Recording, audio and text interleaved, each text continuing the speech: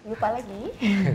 Halo, welcome back to our program bersama dokter. Saya Dr. Kori Catherine, spesialis kulit dan kelamin, dan sahabat saya Dokter Riki, spesialis kulit dan kelamin.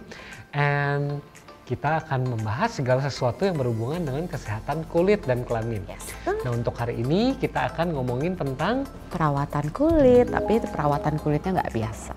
Perawatan kulit kelamin. Kita akan bahas mengenai perawatan kulit dan kelamin. Iya, dan untuk spesifik hari ini kita akan ngomongin mengenai bagaimana sih cara merawat kulitnya kelamin. Iya, tuh. So guys, keep on watching ya. Yes. Pertanyaan pertama, kenapa sih kita harus merawat kulitnya kelamin? Kenapa? Selama ini kan kita biasanya konsen ke muka aja, ya kan, aja. di laser lah, di screen, tapi kita suka lupa kalau misalnya kelamin itu juga harus perlu dirawat. Oke. Perawatannya apa aja? Macam-macam. Pertama, kalau misalnya yang jelas, kalau misalnya itu kan kalau kita mandi tetap harus disabun, ya kan, karena kelamin ini banyak kumannya juga, flora norma. Ya jangan dong, sel naf biar keset, ya kan. Dokter Kori, gimana? Tolong dijelasin cara buat nyucinya gimana sih? Cara nyucinya ya yang jelas kalau misalnya kayak gitu kan kita pakai sabun. Ya jelas pada sabun perempuan mandi. Nih ya, pada perempuan ya sabun mandi. Oke, kita cuci pakai yang dengan kayak yang pH rendah gitu? nggak perlu, kita nggak perlu karena pH-nya kulit itu kan asam. Jadi kalau misalnya sudah pakem deh pH-nya itu asam. Supaya kalau kita pakai yang kayak pH rendah nanti tambah asam lagi. Terus abis itu kalau misalnya kadang kan kalau misalnya kayak pakai kayak pencuci vagina itu kan jadi nanti pH-nya jadi terganggu. Jadi berubah ya? Jadi berubah. Kenapa perlu pH-nya itu dijaga?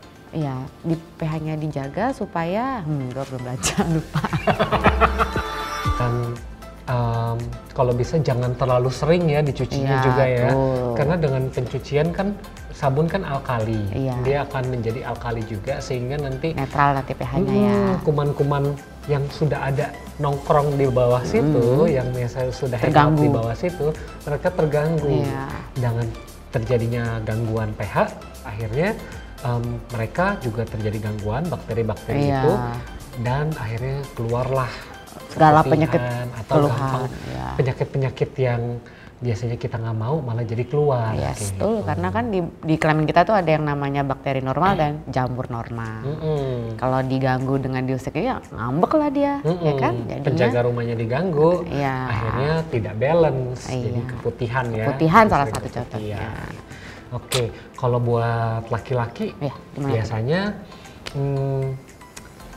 kalau laki-laki lebih nggak ribet ya. Laki-laki lebih nggak ribet. Nengok, kelihatan. Kalau cewek kan ada lapisan-lapisannya. Itu juga harus dicuci ya dok ya. Harus tapi cucinya harus lembut ya, jangan kayak baju ya kan.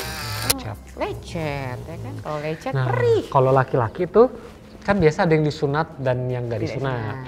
Kalau yang udah disunat mungkin lebih gampang karena generally sudah bersih, tidak ada tumpukan smegma ya, tumpukan seperti putih-putih sel-sel kulit mati yang menyebabkan bau. Kalau misalnya belum disunat, make sure dibuka dan dibersihkan supaya nggak terjadi penumpukan kotoran ataupun jamur gitu. Dan kalau laki-laki itu sebenarnya kencing itu merupakan salah satu cara badan untuk ngebersihin diri supaya bakteri-bakteri itu nggak masuk ke dalam. Ya obviously jangan masukin barang-barang ke dalamnya, jangan menggunakan instrumen-instrumen ke dalam lubang kencing. Suka ada yang nyuntik-nyuntik minyak biar gede, atau masukin kayak gagang-gagang. Gagang pintu. Gagang pintu. Yang ada gedein pintunya dok daripada itunya ya kan. Jadi jangan masukin apapun ke dalam lubang kencing, karena itu bisa bikin bakteri yang dari luar masuk ke dalam dan bikin infeksi, gitu. Bisa menyebabkan kemandulan dan lain-lain. Kencing dicebok sebenarnya nggak perlu ya, nggak dibilas. Gimana kan kalau beda orang beda sih. Tapi kalau kalau misalnya wanita istilahnya dalam bahasa awam kita bilang cebok ya, karena kan bentuk dari alat kelamin pria dan wanita aja kan sudah beda nih dok ya kan, jadi kan ya masa cewek sambil dari cara buang air kecil aja dia jongkok ya kan, ya dia pasti otomatis kan harus yang namanya membersihkan cebokan. Kita kan nggak bisa ngelihat kan, masa kita nungging gitu kan ya, lama-lama roll depan ya kan, ya cebok ya kan. Nah kalau pria kan cuma tinggal, bisa jadi. Kalau pria kan cuma tinggal dia tinggal nunduk aja bisa lihat, ya kan? Ya udah dibilas aja pakai air, disabu. Pakai air boleh, nggak dibilas juga boleh, disentil gitu juga boleh. Kalau Riki gimana? Tuh. Diemin aja. Coba dilihat mungkin udah ada crispy cream atau ada kerak. Glaze. Piercing itu yang penting bersih, steril ya. Steril. Ya. Cara piercingnya harus steril, besi piercingnya harus steril, dan perawatan lukanya juga harus bersih. Steril. Kalau itu kan perlukaan. Kulit itu tuh merupakan proteksi kita yang paling hebat loh sebenarnya, proteksi paling luas ya, di badan untuk menjaga daya tahan tubuh kita. Karena kalau kita nggak ada kulit, segala macam bakteri, virus, jamur pun bisa menginvasi badan kita. Karena badan kita itu merupakan kayak sumber makanan buat mereka. Jadinya kalau misalnya udah di piercing kan itu merusak integritas dari kelamin, dari kulit. Nah itu bisa masuk segala macam bakteri. Kalau nggak steril ya. Dan lain-lain. Jadi harus dirawatnya juga harus benar. Padahal kan di sini aja. Nggak piercing aja di alat kelamin banyak kumannya, ya kan? Apalagi ditambah di piercing kalau nggak steril ya, nambahin kuman. Sebaiknya pakai pelicin, sebaiknya. Kalau high intensity. Tapi sebenarnya ada yang suka nggak pakai pelicin, lebih seret.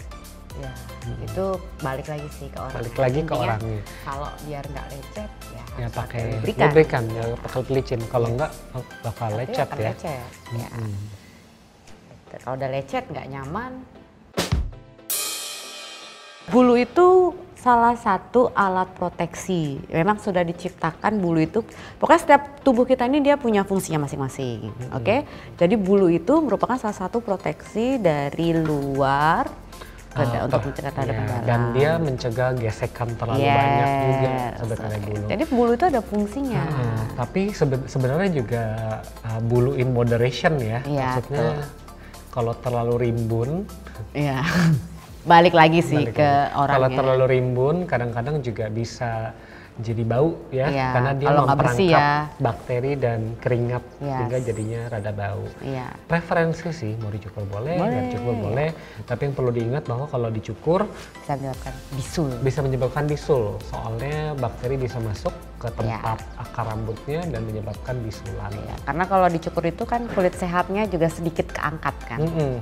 Jadi kalau kulit sehatnya ke atas, pisau cukurnya bersih ya. Juga harus bersih. Pisau cukurnya bersih.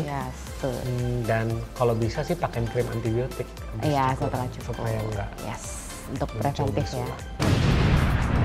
Oke, terima kasih dari kita. Sekian, kami undur diri. Bye.